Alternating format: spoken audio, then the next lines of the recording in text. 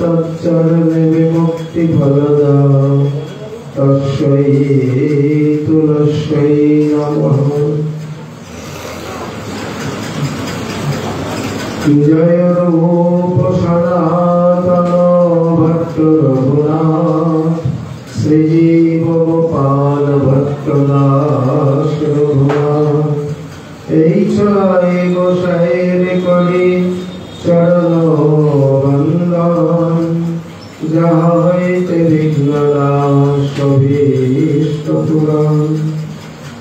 वाञ्छा कल्पतरुभ्यश्च कृपा सिन्धुभ्यैव च पतितानां पावनेभ्यो वैष्णवेभ्यो नमो नमः।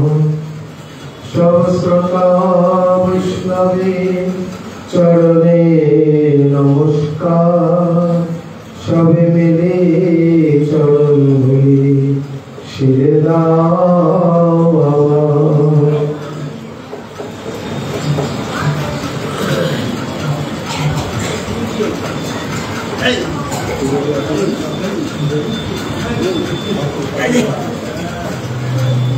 जय जय श्री चैतन्य जय नित्यानंद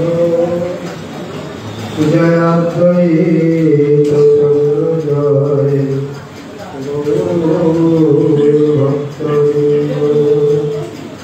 भक्तवष्टि सहित गौरांग सुनिले भागवत कथा भक्ति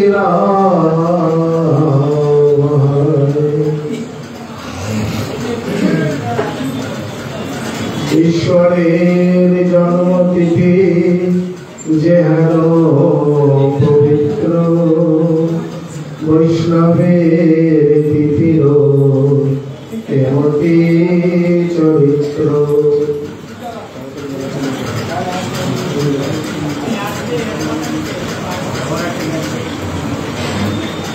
कलियुग पावन अवतार श्री श्री कृष्ण चैतन्य महाप्रभु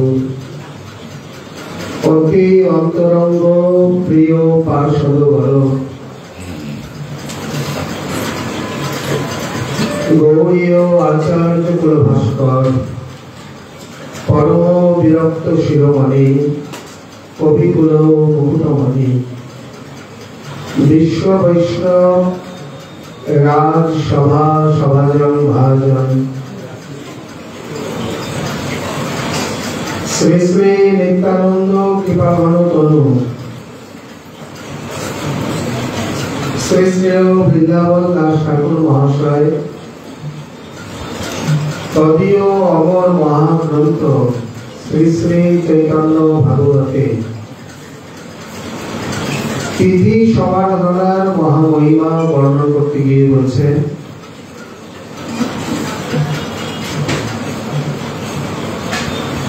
ईश्वरेर जन्मतिथि जेहेन पवित्र वैष्णवेर तिथिरो तेमति चरित्र।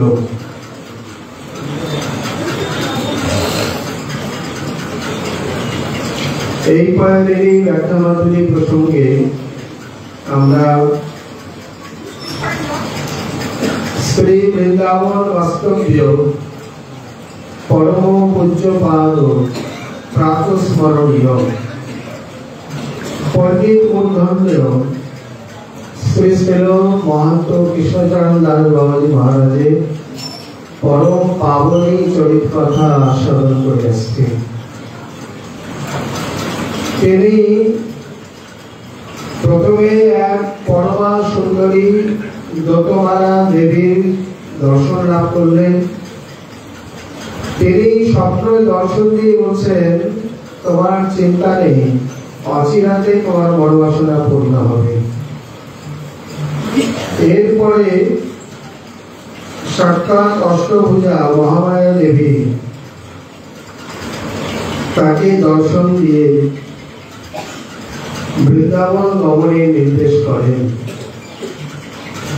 এই প্রসঙ্গে আমরা শ্রী বৃহৎ ভাগবতামৃত স্বয়ং কামাখ্যা দেবী এবং শ্রীমন মহাদেবের যে আদেশ, সেই প্রসঙ্গে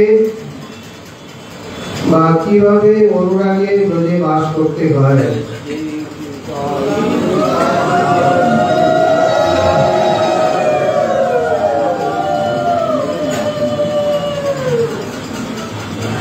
কিভাবে এখানে অনুরাগের সঙ্গে বৃন্দাবনে আগমন করতে হয় ইত্যাদি সম্বন্ধে আমরা গতকাল সামান্যত দিক দর্শন করে এসেছি। আমাদের সামনে শ্রীপাদ বেলুর থেকে আগত মহান্ত শ্রী নরহরি গোস্বামী মহারাজ উনি উপস্থিত, উনি চলে যাবেন। এই জন্যে আমরা ওনার শ্রী মুখারবিন্দ থেকে সুনামি সুন্দরী ভাষায় ওনার যে শাস্ত্রীয় অববোধ, অনুভূতি, সুরসালতা এবং সেই সঙ্গে আমাদের মতো করে কৃপা করে উনি যে অমৃত পরিবেশন করবেন, আমরা সেই অমৃত পানির জন্য চাতকের ন্যায় অপেক্ষমান হয়ে রয়েছি। আজকে আমাদের যে নিত্য কথা এখানে বিশ্রাম, আপনারা কেউই যাবেন না, দয়া করে শ্রী মহান্ত মহারাজ আপনাদের নিকট সুললিত বক্তব্য রাখবেন। তাই গৌর হরি।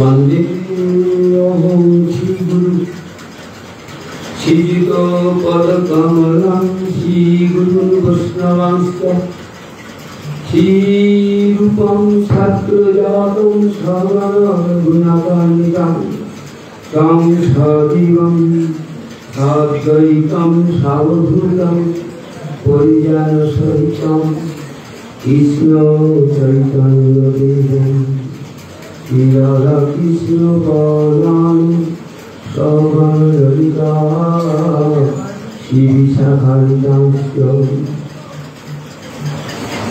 यस्य प्रसादा भगवत्प्रसाद यस्य प्रसादान्न गतिकृतोऽपि धैर्यं स्तुवन्तस्य यशस्वी छन्दं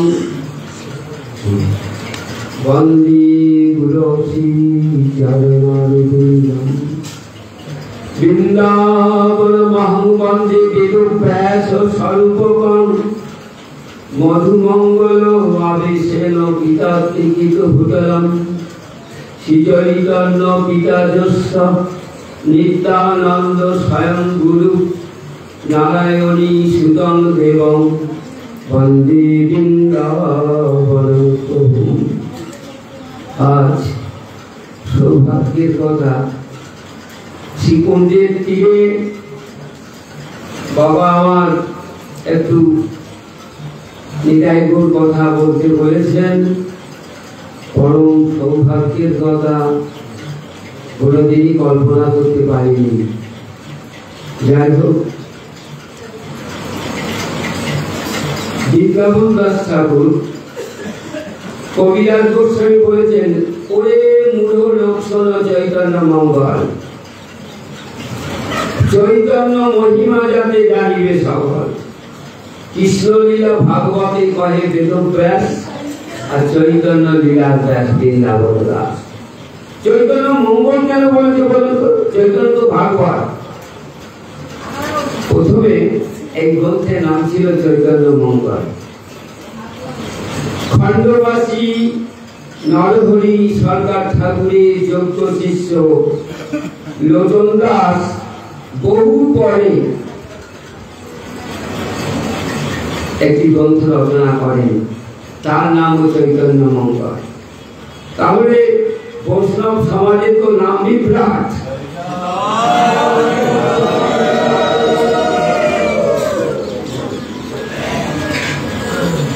বৈষ্ণবের মধ্যে নাম বিভ্রাট হয়ে যাবে। সেই জন্য যখন লোচন দাস শুনলেন যে তার বহু বহু পূর্বে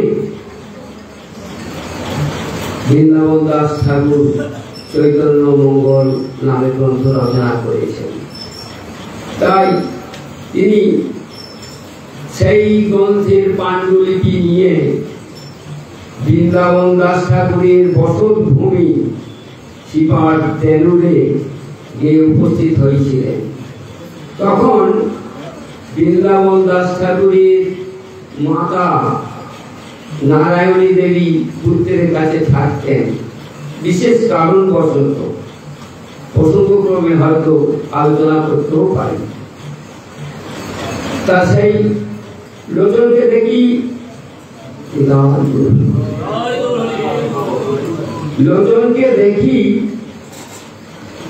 নারায়ণী দেবী বললেন, আসো আসো বাপ লোচন, এসো এসো। বলে, মা আমি এই জন্য এসেছি, নাম বিভ্রাট গ্রন্থে। তা বলে, বসো, প্রসাদ পাও, বৈকালে তোমার পাণ্ডুলিপি নিয়ে আমার কাছে এসে বসো। যথা সময়ে লোচন দাস সেই পাণ্ডুলিপি নিয়ে নারায়ণী সকাশে পাণ্ডুলিপি নিয়ে বসেছেন। নারায়ণী দেবী বললেন, লোচন, যেদিন নদিয়া সুন্দর নবদ্বীপ ত্যাগ করে নিদয়া ঘাট দিয়ে কণ্টক নগরী সন্ন্যাস দিতে গিয়েছিলেন, সেই রাত্রের ঘটনা কি তুমি কিছু লিপিবদ্ধ করেছো? বলে, হ্যাঁ মা, করেছি। বলে, একটু সেই প্রসঙ্গটা শোনাও। লোচন সেই অধ্যায় বার করে মহাপুর সন্ন্যাসের পূর্ব দিনে যে সেই রজনী কথা উনি ব্যাখ্যা করছেন।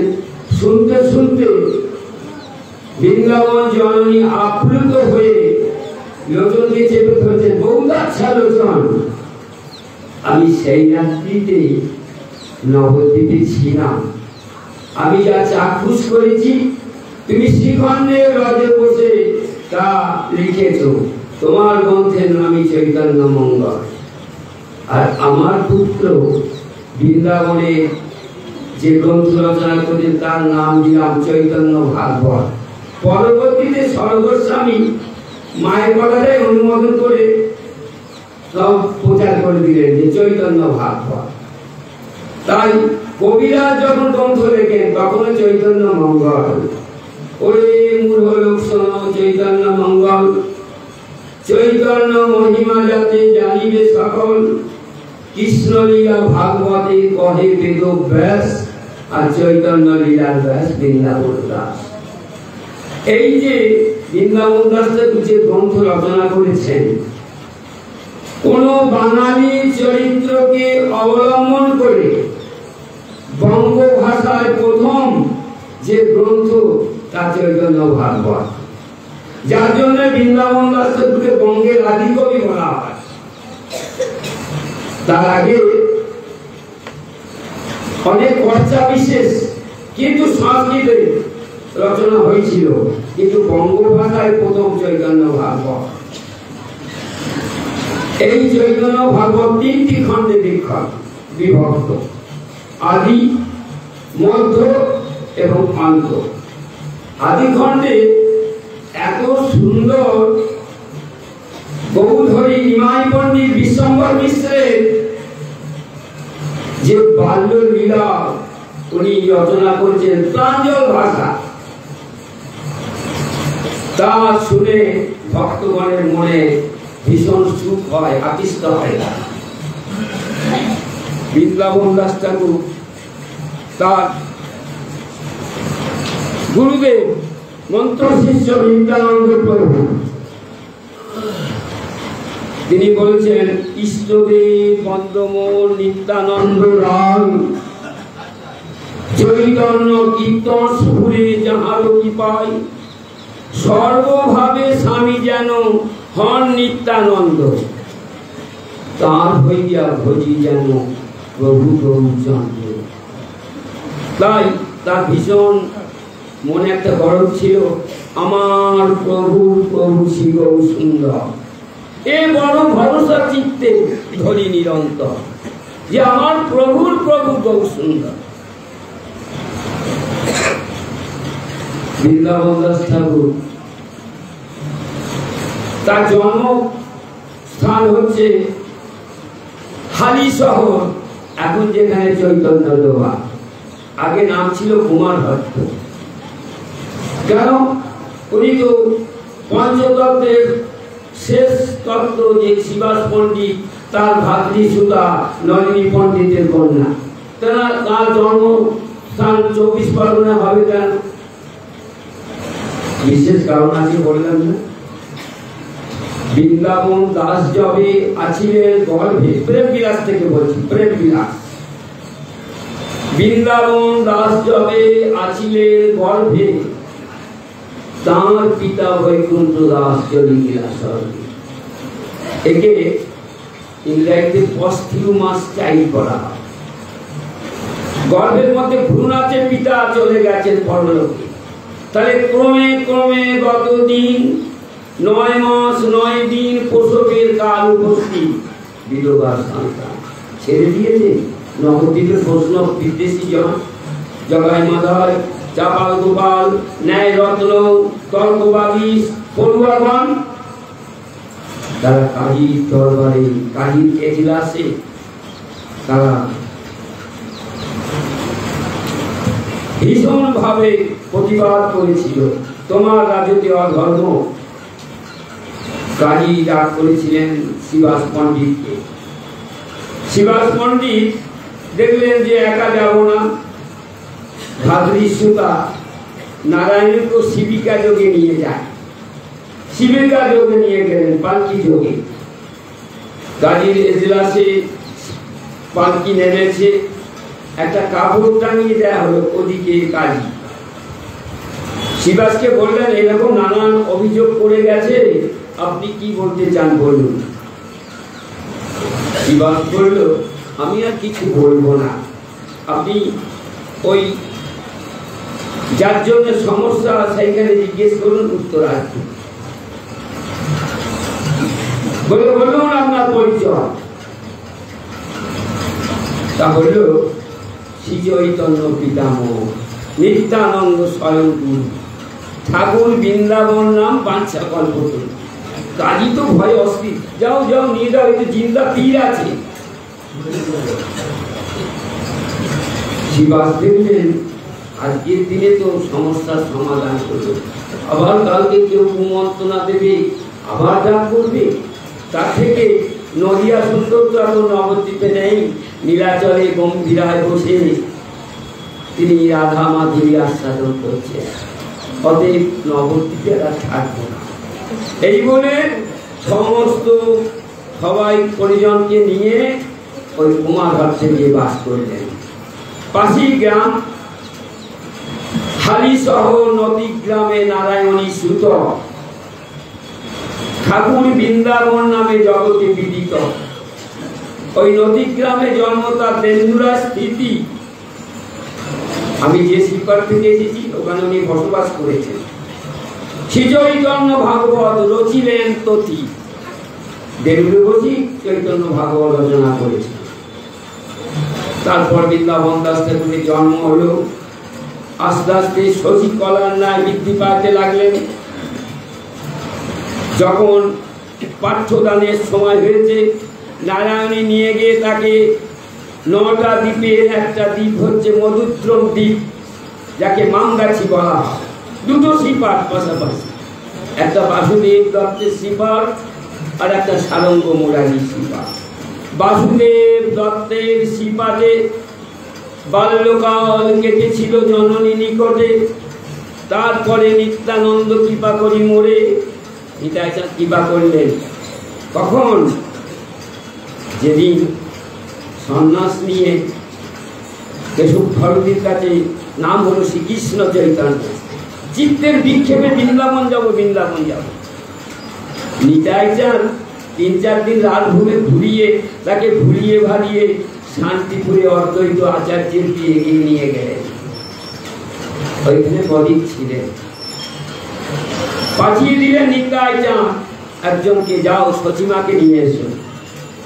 সচিমা তো আবেগে বলছেন, বৌমা নিমাই এসেছে, চল। বলে বৌমার আর যাওয়া হবে, সে আজ তোমার নিমাই নেয় শ্রীকৃষ্ণ চৈতন্য নাম দাবি, ন্যাসি শিরোমণি। তাই তুমি চল। সচিমা গেলেন, গিয়ে নিমাইকে দেখি অজ্ঞান হয়ে পড়ে গেল। এ কি নিমাই, চাঁচর চিকুর কেস কথা?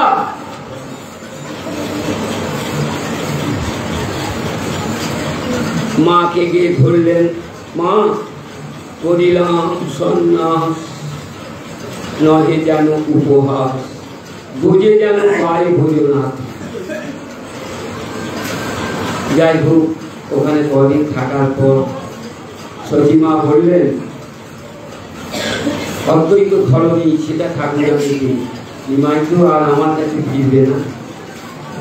কিছু কিছু জিনিস সেবা করতে খুব ভালো, তার খুব মনোমত ছিল। লাউর পায়েস, পিঠে পুলি, আমি কদিন একটু রসিক করে সেবা। হ্যাঁ দিদি, নিশ্চয়ই করুন, আপনি সেবা করুন আপনার।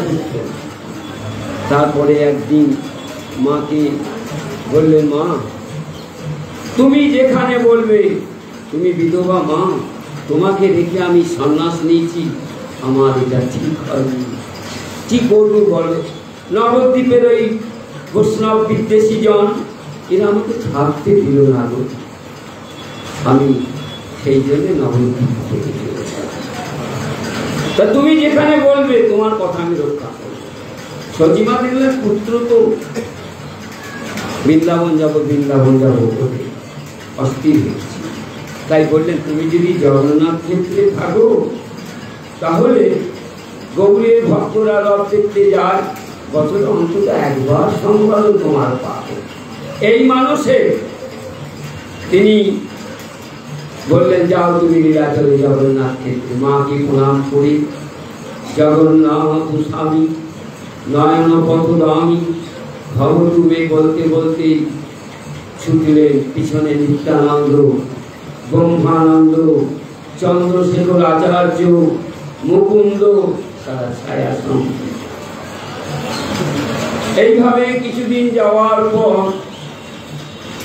একদিন মহাপ্রভু বললেন যে, তোমরা তো রোজই আমাকে ভিক্ষা করে সেবা করাচ্ছ, আমার খুব ইচ্ছা আজকে আমি একটু তোমাদের ভিক্ষা করে সেবা করাবো। জগদানন্দ, আমার এই দণ্ডটা তুমি রাখো। মহাপ্রভু ভিক্ষায় গেলেন। সবার তো ভগবান ভিক্ষা করছেন, হরিদাস ঠাকুর নির্জনে যেমন করেছিলেন, ভগবানে ভিক্ষা করছে, সবাই সর্বস্ব দিতে চাইছে। বলে না বা, মুষ্টি ভিক্ষা। এইভাবে এসে ফিরলেন, নিলেন, এই নাও আজকে আমি ভিক্ষা করে এনেছি, এইটা রসি হবে, আজ কৃষ্ণের ভোগ লাগবে, আমরা পাবো। জগদানন্দ, আমার এই ইয়েটা করি, দণ্ডটা করি। বলে অবধূতকে জিজ্ঞেস করো, আমি আর কিছু বলতে পারবো। নিতাই চাঁদ তার পূর্বেই ওই দণ্ডকে নিয়ে বলছে, আমি যাকে বুকে বক্ষে বহন করি, এই পাঁচখানা আমার প্রভু বইবে। এই 3 খণ্ড করে ভাগী নদীতে ফেলে করলেন। বললে, আমার একটি সম্বল ছিল মাত্র এই দণ্ড সন্ন্যাসী, আমি তো আমি সম্প্রদায়ের হিন সম্প্রদায় ভুক্ত, তাই দণ্ডধারী। তা সেটুকু তুমি আমাকে দিলে না, হয় তোমরা আগে যাও আর তা নাহলে আমি আগে যাও। নিতাই চাঁদ বললেন, তুমি তো যেখানে সেখানে অচৈতন্য হয়ে কৃষ্ণ নামে করে থাকো, আমরা তোমাকে সম্বিত ফিরাই, তাই আজকে তুমি আগে যাও। এই বলে মহাপ্রভু জগন্নাথ ও স্বামী বলে ছুটলেন। পিছনে নিত্যানন্দেরা অন্বেষণ করতে করতে যাচ্ছে, কোথাও প্রভু যদি ভুলণ্ঠিত হয়ে পড়ে থাকেন অজ্ঞান। এইভাবে যখন জগন্নাথের মন্দিরে পৌঁছালেন, জগন্নাথকে দেখে আবেশে জগন্নাথকে আলিঙ্গন করতে গেছে, আর পান্ডারা বাধা দিতে গেছে। ওনার হাতের স্পর্শে পান্ডারা 10 হাত জুড়ে গিয়ে পড়েছে। উঠে বলছে, আমি মত্ত হস্তি রক্ষা করতে পারি, এ কোন সন্ন্যাসী যে যার হাতের স্পর্শে আমি তৃণপ্রায় গিয়ে উঠে পড়ে গেলাম। সবাই মিলে মারতে যাচ্ছে। দৈবক্রমে সেই সময় এই সার্বভৌম ভট্টাচার্য দণ্ডবোধ করতে গিয়েছিলেন মন্দিরে। আরে আরে থামো থামো, কাকে মারতে যাচ্ছে? নবীন সন্ন্যাসী দেখছি। তোমরা কাজ করো, যা হয়েছে হয়েছে, তোমরা নিয়ে গিয়ে আমার আলয়ে গিয়ে তোলো, আমি যাচ্ছি দণ্ডবোধ। বৃন্দাবন দাস ঠাকুর খুব রসিক ছিলেন। এই জায়গায় ব্যাখ্যা আমি সব চৈতন্য ভাগবত থেকেই বলছি। উনি বলছেন যে মহাপ্রভু দীর্ঘকায়, পান্ডারা ধরে তাকে নিয়ে যাচ্ছে, বলছে পিপিলিকার গঞ্জানো খাদ্য লইয়া যায়। কোন জায়গায় একটা অন্ন পড়ে আছে, কি একটা মুড়ি টুড়ি পড়ে আছে, পিঁপড়েরা দেখবে সেটাকে বহন করে করে নিয়ে যাচ্ছে। ঠিক পান্ডারা মহাপ্রভুকে যখন নিয়ে যাচ্ছেন, বৃন্দাবন দাস ঠাকুরের মনে হচ্ছে যেন পিপিলিকার গঞ্জানো খাদ্য লইয়া যায়। খুব রসিক ছিলেন, কিন্তু বিরক্ত সন্ন্যাসী বৃন্দাবন দাস। যেদিন কাজী দলন করতে যাচ্ছে, সেদিন লোকের সংখ্যা বোঝাবার জন্য বলছে, সর্ষে পড়িলে তল নাহি পায়। এত মানে জনতা যে সর্ষে ছিটিয়ে দিলে নিচে পড়বে না, সব আটকে থেকে যাবে। এইরকম বৃন্দাবন দাস থাকে।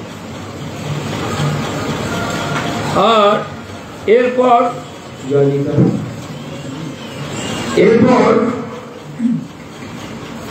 নিত্যানন্দ প্রভুরা এসেছেন, মন্দিরে ঢুকেছেন। হাগু একজন লম্বা করে এক সন্ন্যাসী আসেনি, বলে তুমি তো অনেকটা তার মতো দেখতে। এটাই জানতে বলছেন পান্ডারা, তুমি তো অনেকটা তার মতো দেখতে, তুমি আর যেন উপস্থিত দর্শন করতে যেও না। বলে, না, আমরা তোমার মন্দিরও এখন দর্শন করতে ঢুকবো না। আমাদের প্রাণের প্রাণ গৌর হরি, তিনি যেখানে আছেন সেখানেই আমরা উপস্থিত হব। বলে, চলো দেখিয়ে দিচ্ছি। সার্বভৌম ভট্টাচার্যের গিয়ে দেখে মহাপ্রভু অজয়িত নয়ে পড়ে আছে, জল দিচ্ছে, নানান বাতাস করছে, আর কেউ কেউ নাসাগ্রে তুলে ধরেছে, বেঁচে কিনা আছে রায়, তুলাতে পড়ো খেতায়। যেগুলো তুলো তো ঈশ্বর নড়ছে, তখন নিত্যানন্দ কানে নাম শোনাতে সঙ্গীত ফিরে এলো। আমি তো বেশ দশই শুনছিলাম, তো তোমরা আমাকে কোথায় নিয়ে এলে? দেখে কৃষ্ণ রাস করে ভোজেন্দ্রনাথ দামি। এই রাস দেখছিলেন, জ্ঞান ফেরার পর সবাইকে বলছে তোমরা আমাকে কোথায় নিয়ে এসেছো? আমি এতক্ষণ কত সুন্দর ভাবে ভগবান শ্রীকৃষ্ণের রাসলীলা দর্শন করছিলাম। তখন তুমি অযোগ্য হয়ে পড়েছিলে, আমরা তোমাকে সার্বভৌম ভট্টাচার্য নবীন সন্ন্যাসীকে বললে তুমি বেদ অধ্যয়ন করো। এত অল্প বয়সে তুমি কি করে রক্ষা করবে সন্ন্যাস? এর পূর্বে তো আমরা শুনেছি যে প্রাচীন মহাত্মাগণ সংসার করে শেষের দিকে গিয়ে সন্ন্যাস নিয়েছিল।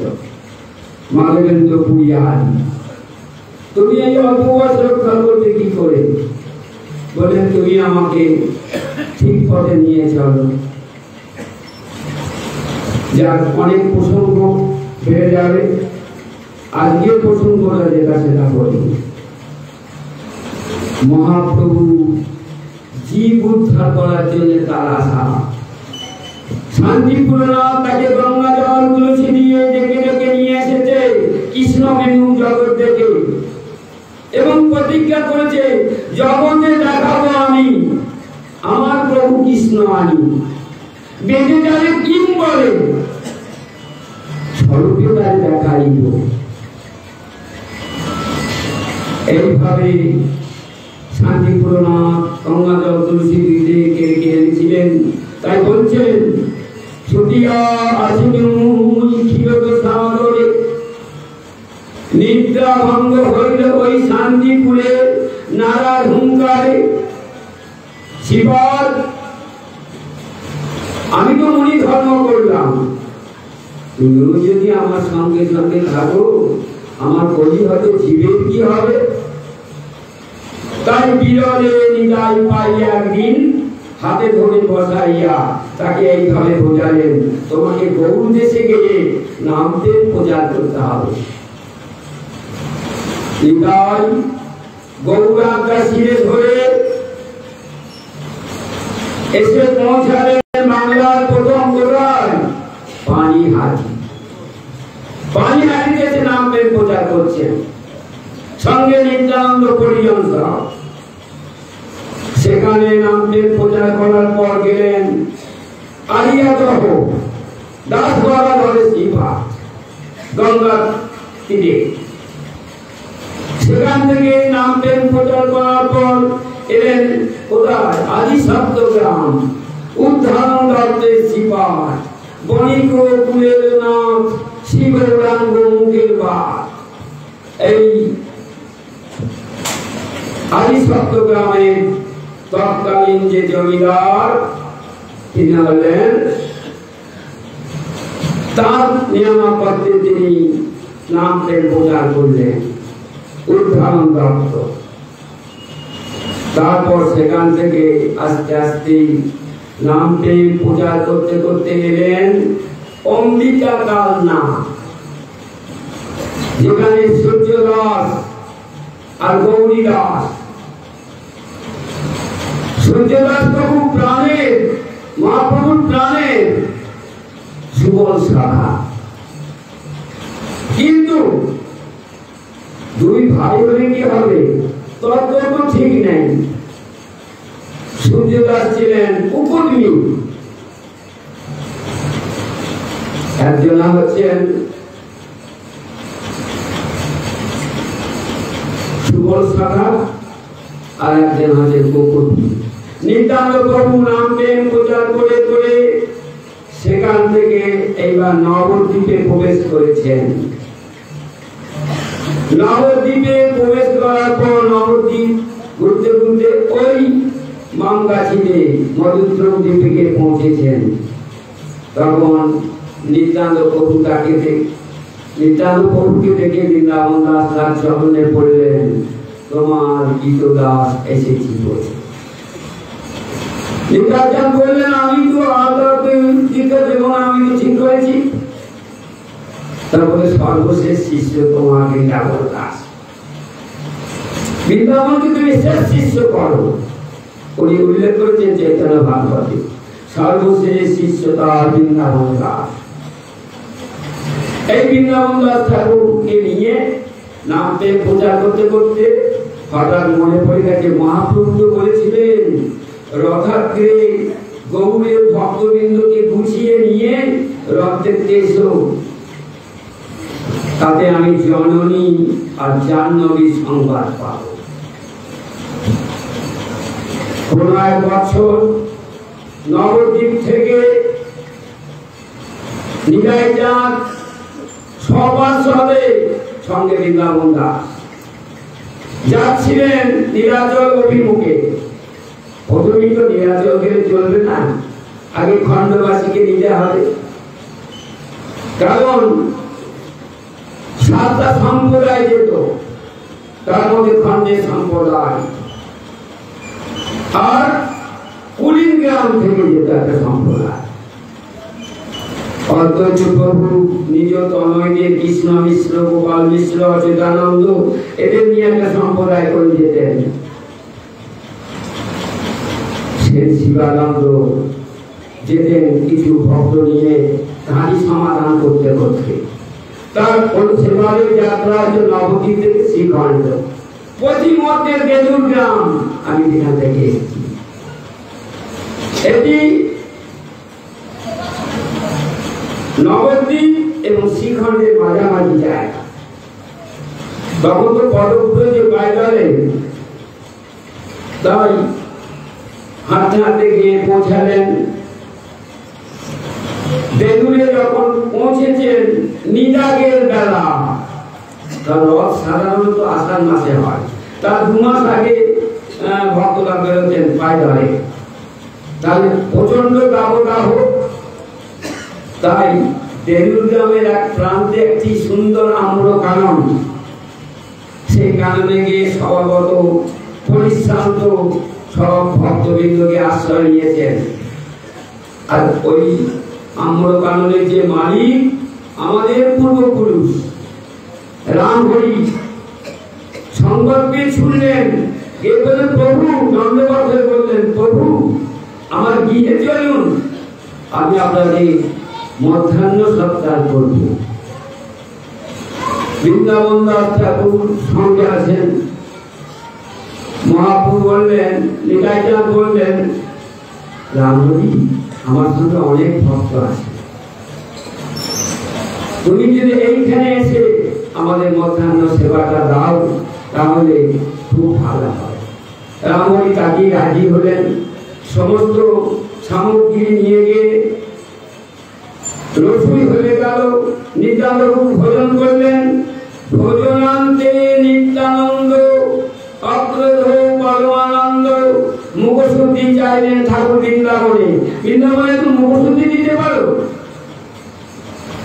বলা মাত্রই খুব উৎফুল্লিত হয়ে আনন্দিত হয়ে ধরার অঞ্চলের খুব থেকে খুলে একটা আস্ত হরিতকি দিলেন নিতাই চাঁদের ঘরে। কোথায় পেলে? চাওয়া মাত্রই দিলেন। 13-14 বছরে বৃন্দাবন দাস নিষ্কপটে বললেন, পল্লব সঞ্চিত তোমার সেবার জন্য। তুমি প্রশ্ন হয়ে সঞ্চয় করলে ঈশ্বরের আস্থা নেই, আমার সঙ্গে তোমার যাওয়া হবে না। এই বিনামে কে বলছিল? ভীষণ ক্রন্দন করতে লাগলেন, আমি পিতৃ হারা, মাতৃ ছাড়া, প্রভু করুণা আমার চরণ ছাড়া। কিন্তু নিতাই চাঁদ সেদিন কোন রকম দ্রবীভূত হলো না তার মনে। বলল, না না, সন্ন্যাসী হয়ে সঞ্চয় করে যারা শ্রী চৈতন্য দর্শন আনি পায় তারা। এত বলেছি নিত্যানন্দ দাস বৃন্দাবনে মিলন করাই দিল রামহরি স্বামী। রামহরি তুমি একে তোমার গৃহে নিয়ে যাও, এর মনে অনেক বাসনা, যাচ্ছে নীলাচল সচরাচর দর্শন করবে, তো বাসনা পূরণ হলো না, তুমি একে একটু সাহায্য করো, একটু বিগ্রহ স্থাপন করবে নিশ্চয়, তাই তুমি শিল্পী টিল্পী নিয়ে এসে তুমি একে সহায়তা করো। এত বলি শ্রী নিত্যানন্দ দাস বৃন্দাবনে তেয়াগিয়া চলিলেন ভক্তগণ সঙ্গে, বৃন্দাবনকে রেখে দিয়ে চলে গেলেন। বিরহ ব্যথিত চিত্ত বৃন্দাবন দাস, রাম হরি সঙ্গে গেলা তাহারও আবাস। কাঁদতে কাঁদতে তাকে বুকে ধরে নিয়ে রাম হরি আরেকটা কথা বলেছিলেন, রাম হরি তুমি এর কাছে দীক্ষা নিও এই বৃন্দাবনের কাছে, একে গুরুরূপে বরণ করো। তারপরে নিতাই গৌর, রাধা, বৃন্দাবন চন্দ্র, জগন্নাথ, বলরাম, সুভদ্রা, তিন ধামের সেবা প্রকাশ। পদ্মাবতীও সেই সেবা চলছে। আর নিতাই চাঁদ সেই হরিদ্রবীটি সেবা করেননি, সেইটি সেইখানেই ওই আম্রকাননের একটি জায়গাটি পুঁতে দিয়েছিলেন।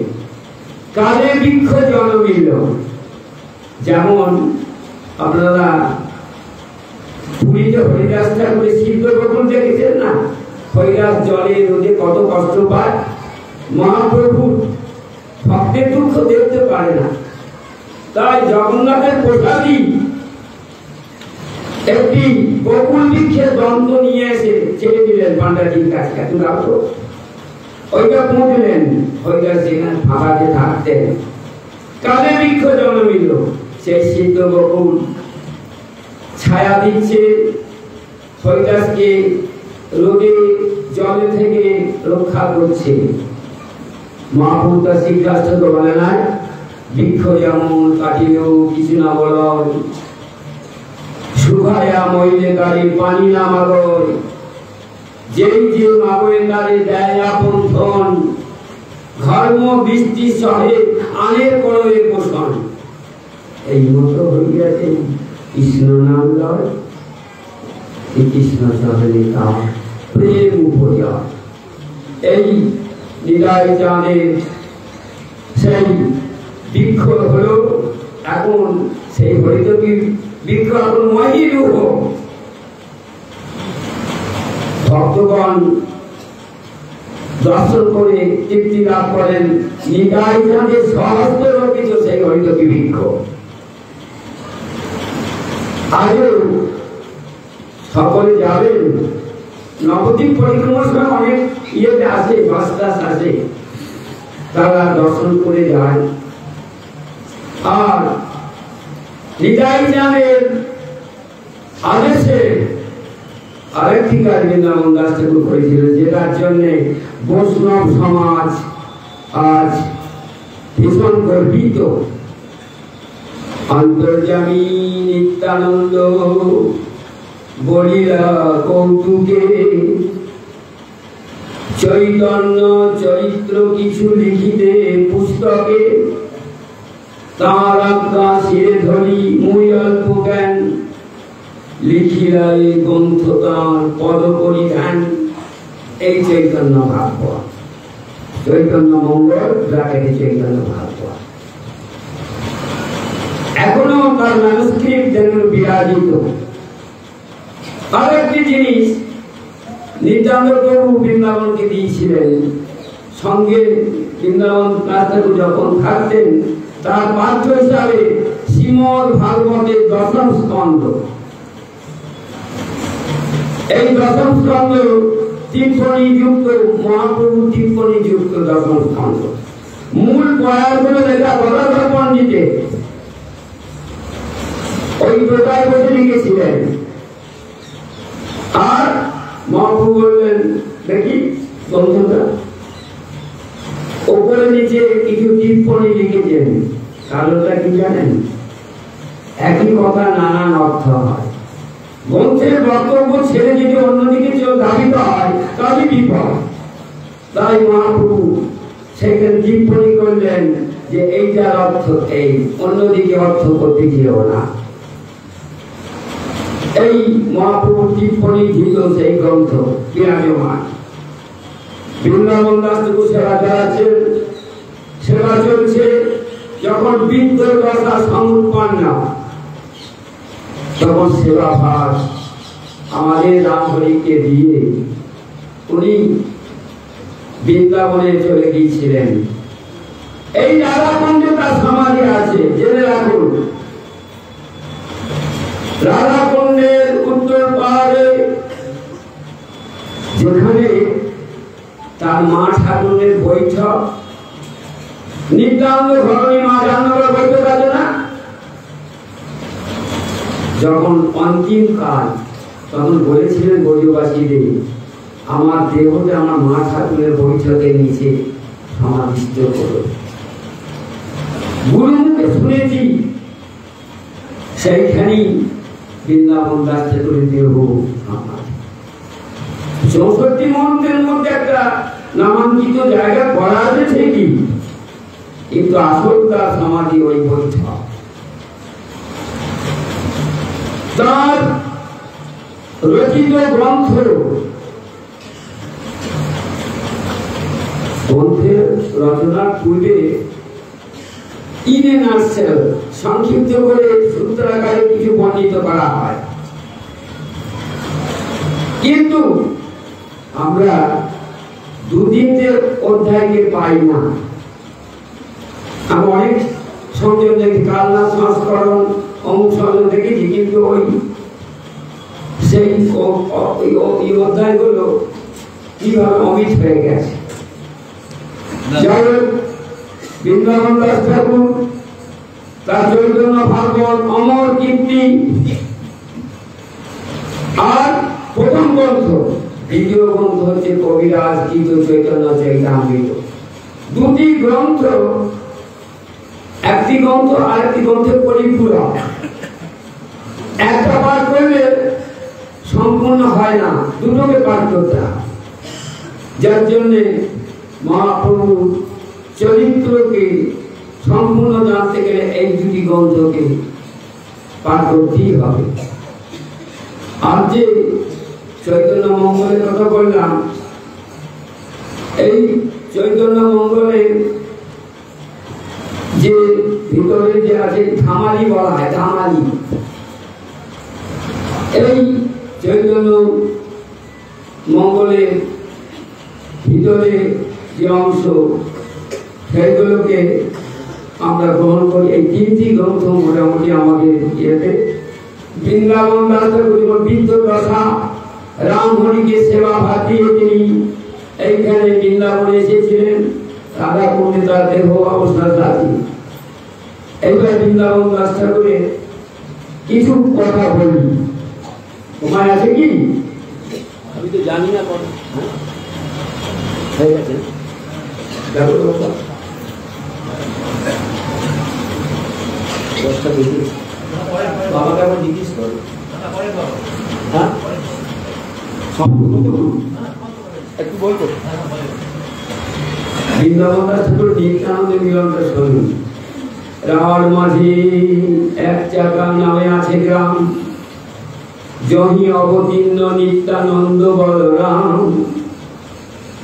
এই মাঘী শুক্লা ত্রয়োদশীতে নিতাই চাঁদ জন্মগ্রহণ করেছেন।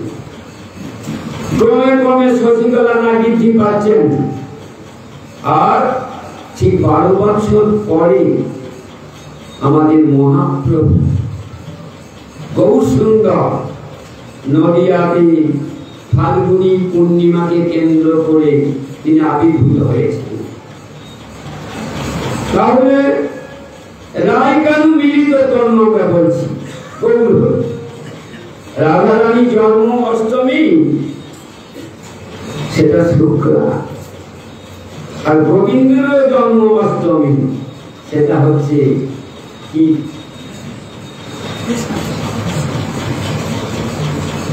তাহলে মাঘী বলছি, ওই যে ফাল্গুনী পূর্ণিমা ওই দিন মহাপ্রভু জন্মগ্রহণ করছেন। অষ্টমী একটা কৃষ্ণ জন্মাষ্টমী, একটা রাধা অষ্টমী, দুই মিলিত হয়ে 16 কলা পূর্ণ হয়েছেন।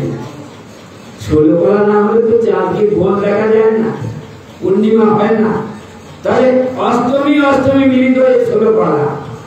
এই 16 কলাতে এসে মহাপ্রভু আবির্ভূত হলেন। সেদিন নদিয়ার লোক গগন চাঁদকে আর দেখতে যায়নি, তারা নদিয়ার চাঁদকে দেখেছে।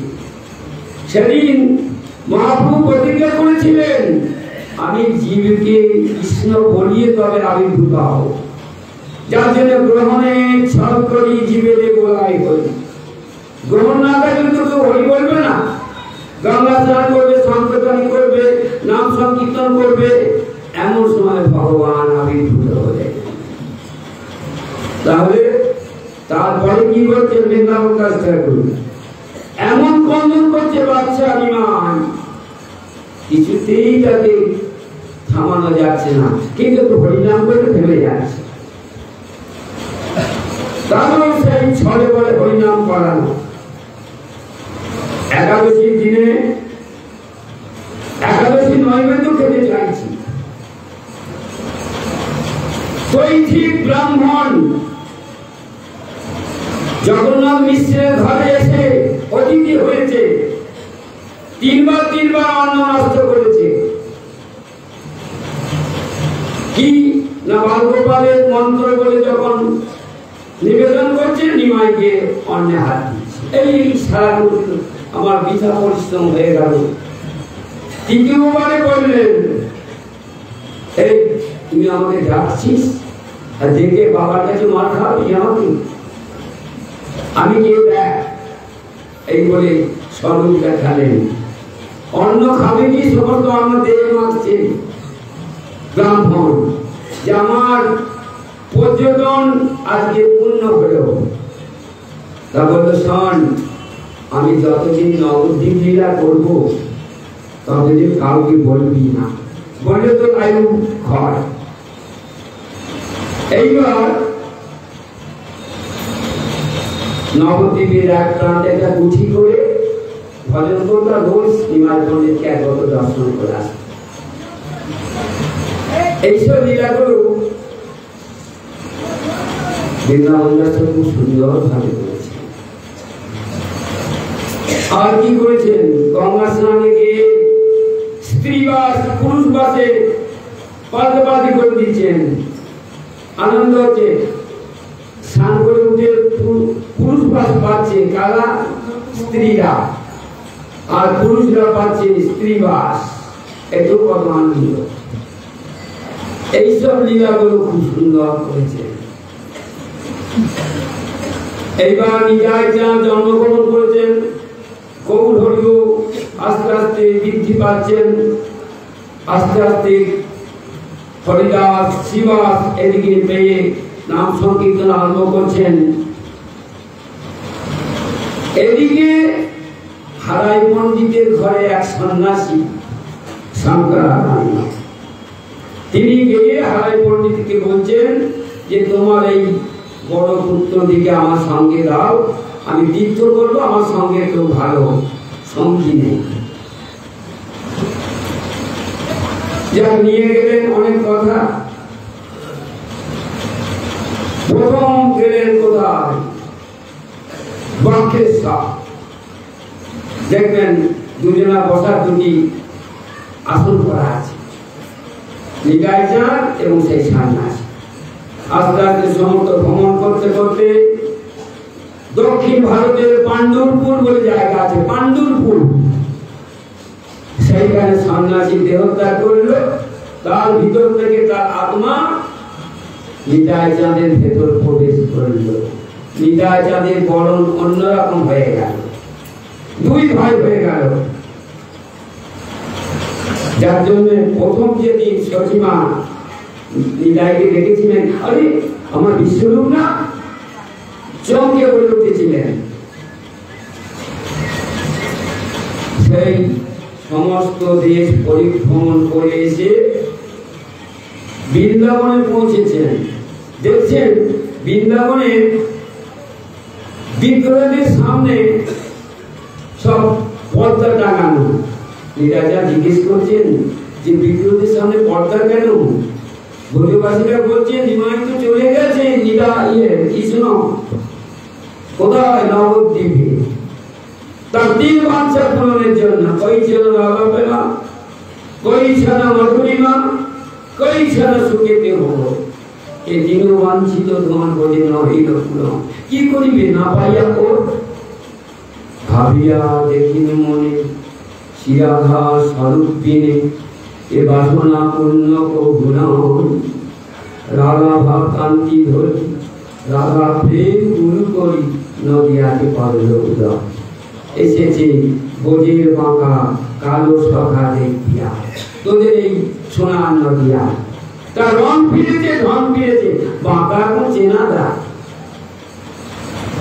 তাই বোঝের বাঁকা এখন ওখানে এসে গেছে এসে বলছে হরিদাস শিবাস তোমরা দেখো তো আমি একটা কাল খুব রাত্রে সুস্বপ্ন দেখেছি কি দেখেছি জানো কালের ধর এক রথ সংসারের ওসার আসিয়া রহিল রথ আমার দুয়ার তার মধ্যে এক প্রকাণ্ড শরীর তার গতি নয় স্থির 10 বার 20 বার এই কথা কয় এ বাড়িটি কি নিমাই পণ্ডিতের হয় ভক্তগণ হরিদাস শিবাস যাও দেখে এসো কে এসেছে তাকে নিয়ে এসো এদিকে নিতাইদা সব দেশ ইয়ে করে খুঁজে খুঁজে এসে নন্দন আচার্যের দিয়ে যা আমি বুঝতে পারছি নন্দন তোর ঠাকুর বলে আমি ঠাকুর তো কাউকে বলিস না নন্দন যথারীতি পালন করছে কাউকে বলেনি এইবার মহাপ্রভু বললেন যাও ঘুরে এসো অন্বেষণ করে এসো তারা সমস্ত নবদ্বীপ অন্বেষণ করে বিফল মনোরথ হয়ে প্রভুর কাছে নিবেদন করলেন প্রভু কই কাউকে তো দেখলাম না ঈশ্বর হাসলেন মহাপ্রভু হাসির অর্থটা হচ্ছে কি জানো অতি গুঢ় নিত্যানন্দ এই অবতারে চৈতন্য জানাই যায় সে দেখিতে পারে চলো আমি তোমাদের নিয়ে যাচ্ছি এই বলে নন্দন আচার্যের দিয়ে গিয়ে দরজায় ধাক্কা দিচ্ছি নন্দন আসো নাকি নন্দন দেখছে বর্তপুরে কে ধাক্কা মারছে কণ্ঠ স্বরটা তো নিমাই পণ্ডিতের মতো লাগছে দরজাটা খুলেছে বলার অবকাশ নেই তো ঠাকুর ঘরে কে আছে ইতিপূর্বে তো বারণ করে দিয়েছে বলিস না কাউকে ও জলপাখি কই না তো না খোল ঠাকুর ঘর খোল খুলে দেখে নিতাই চাঁদ ধ্যানানন্দে বসে আছে চোখ বুঝে ধ্যানানন্দে অনেক শব্দ অনেক হরিধ্বনি কীর্তন করলো কিছুতেই নিতাই চাঁদের মুখ খুলল না নয়ন মুড়ি আছে বললো শিবাস একটা ভাগবতের শ্লোক বলো না দেখি এই অবরুদ্ধের চোখ খোলে কিনা বলবো বড় নত বড় বপু কর্ণয় কর্ণিকায় বিভ্র বাস কনক বিষাং বৈজন্তীং চ মালং রন্ধ্রাং বেণু অগর সুদয়া পুরায়ণ গোপবিন্দৈ বৃন্দারণ্যং সাপদ রমণং প্রাবিসর্গিত কীর্তি ভগবান শ্রীকৃষ্ণ চূড়ায় ময়ূরের পাখা গড়া গলায় বৈজয়ন্তী মালা কর্ণে কুণ্ডল পরিধানে পীত বসন আর চরণে নূপুর হাতে বংশীতে নিয়ে ছিদ্র পূরণ করতে করতে বৃন্দাবনে প্রবেশ করছেন আর তত্রস্থ রমণীগণ তাকে স্বাগতম সুস্বাগতম বলে অভিবাদন জানাচ্ছে এইভাবে তখন তাকালেন চক্ষু খুলে তাকালেন কার দিকে না একবারে নিমাই পণ্ডিতের দিকে তাকিয়েছে আর মনে মনে বলছে তুমি সে বোঝের কানাই না আর নিমাই পণ্ডিত নিতাই চাঁদের দিকে তাকিয়ে বলছে তুমি সে বোঝের বলাই না বৃন্দাবন দাস খুব সুন্দর বলেছে না চলে পা না সরে রাত কেবল দুনয়নে বড়ে ধারা দুজনের ধারা পড়ছে, কেউ কাউকে করতে পারছে, দুজনকে দণ্ডবোধ করতে যাচ্ছে, কেউ কাউকে পারছে না। কিছুক্ষণ এরকম অবস্থার পর নিতাইচাঁদ সংজ্ঞাশূন্য হয়ে পড়ে গেলেন। সঙ্গে সঙ্গে গৌরহরিটাকে তুলে নিয়ে শোনো শোনো নিত্যানন্দ স্থির কর চিত, কেন বা পড়িলা পৃথিবীতে আজ অমৃত। নয়ন মেলিয়ে দেখো ভাগবত গণ, দেখো তোমাকে কতজন দেখতে এসেছে, তাদের দিকে শুভদৃষ্টি করো। নিতাইচাঁদ আস্তে আস্তে সবার দিকে তাকালেন আর বললেন, সামনে আষাঢ়ী পূর্ণিমা, গুরু পূর্ণিমা, ব্যাস পূজা করতে হবে, তোমাকেই ব্যাস পূজা করতে হবে। বলুন কাকে, কার বাড়িতে করবে? দেখো এই কাকে তুমি ইয়ে করো, মনে মতো করো। শিবাসকে হাত ধরে ধরে ডেকে নিয়ে এলেন, এই বামুনের ঘরে করবো। মহাপ্রভু মনে মনে করলেন যে ঠিক জায়গায় তুমি নির্বাচন করেছে। তবুও ওপরে বললেন, শিবাস বড় ভালো লাগলো না, একটা অনুষ্ঠান করতে গেলে তো অনেক খরচা। বললেন, প্রভু তুমি বলছো, তুমি না সেদিন আমাকে বর দিয়েছিলে যে শিবাস এই যুগে তো বর মাত্র কারো কাছে খাবার গিয়ে পৌঁছায় না, নহি সিদ্ধস্য সিংহস্য পবিশ্বন্তি মুখমিকা। সিংহ যদি গোয়ালে সুপ্ত ঘুমিয়ে থাকে, মৃগ হরিণ গিয়ে তার মুখে ঢুকবে নাকি? তাকে তো অন্বেষণ করে খাদ্য সংগ্রহ করতে হবে, তুমি তো কোথাও যাও না। শিবাস বললেন, প্রভু 1 2 3 বলে, তোমার এই জ্ঞানী কথা বুঝতে পারছি না, খুলে বলো। বলে, 1 দিন অপেক্ষা করবো, 2 দিন অপেক্ষা করবো, 3 দিন অপেক্ষা করে গলায় কলসি বেঁধে গঙ্গায় প্রবেশ করবো। বলে, বলিস কি শিবাস, আমি তোকে বর দিয়েছি, লক্ষ্মী যদি কদাচ ভিক্ষা করে নাগরে নাগরে, তথাপি দারিদ্র তোর নহিবে ঘরে। তাহলে তুমি আজ বলছো যে এই গুরু পূর্ণিমা ব্যাস পূজার অনুষ্ঠানটা করতে গিয়ে আমার তো গায়ে লাগবে? শোনো, তোমাকে স্পষ্ট করে দিচ্ছি, পদ্ধতি পুস্তক মাত্র মাগিয়ে আনিব। পুরোহিত দর্পণ যেটা, যাতে মন্ত্রগুলো লেখা আছে, সেই এটা নিয়ে আসবো, বাকি সব তোমার কৃপায় আমার ঘরে মজুদ। নয়ন ঘটিয়া ব্যাস পূজা দর্শন করবো। তাই হবে, গঙ্গা স্নানে গেছে, গঙ্গা স্নান থেকে এসে শিবাসঙ্গনে ঢুকে একটি মালা দিয়েছে, বৈজয়ন্তী মালা। বৈজয়ন্তী মালা কাকে বলে? বিভিন্ন ফুল দিয়ে গঠিত।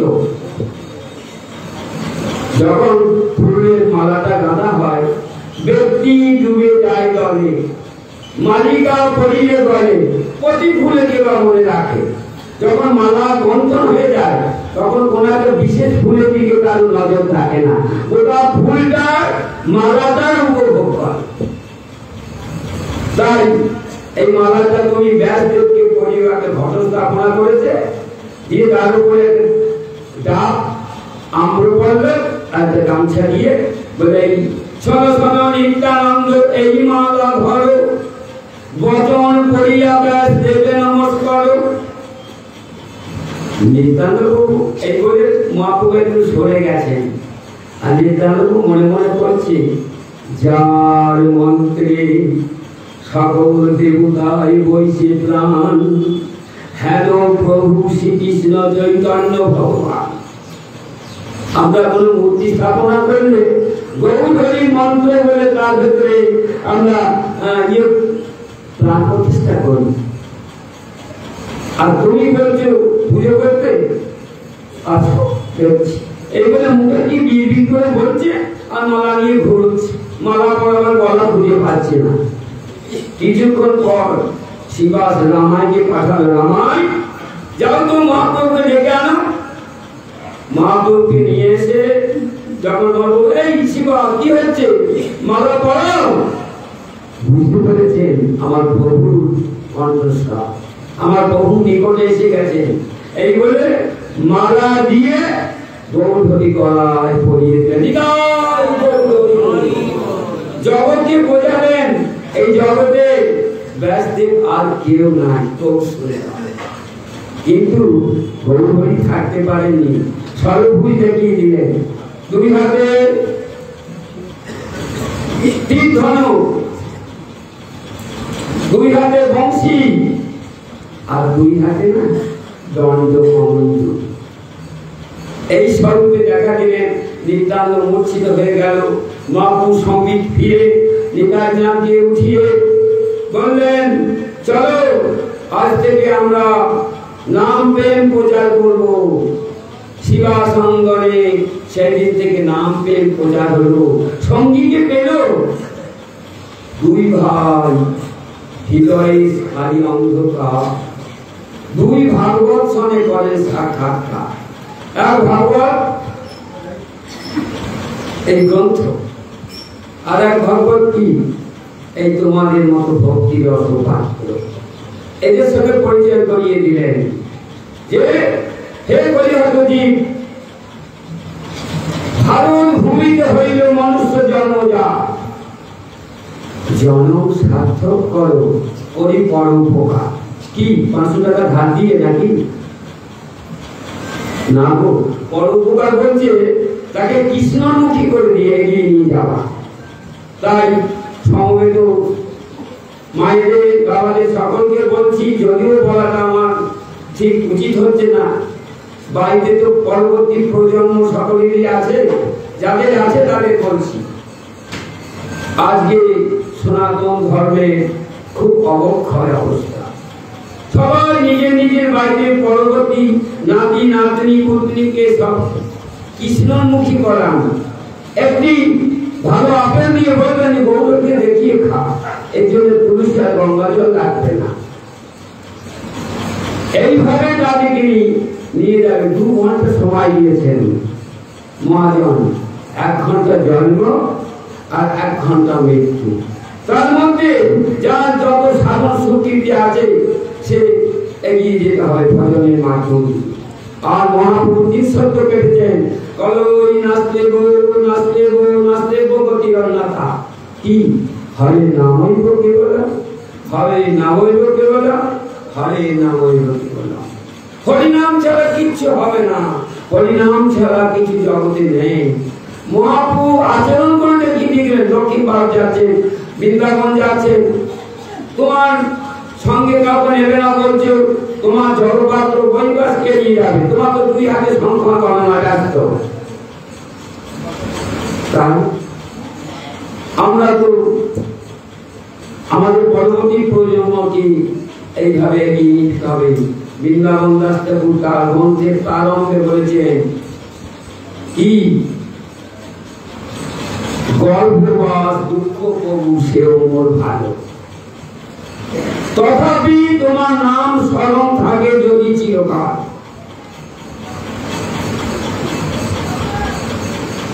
গর্ভবাস ভালো যদি তোমার স্মরণ থাকে।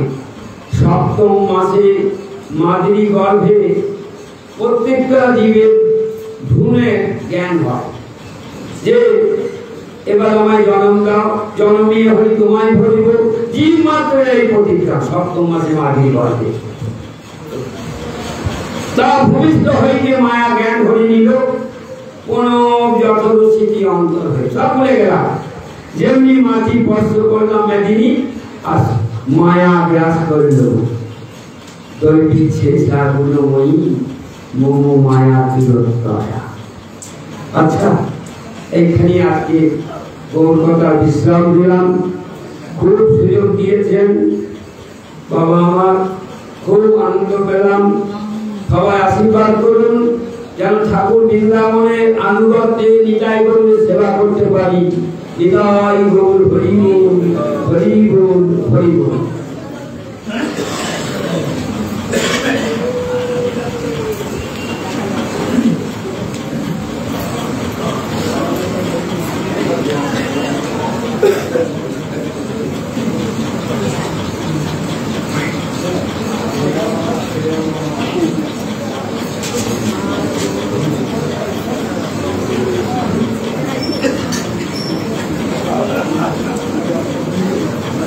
No, go.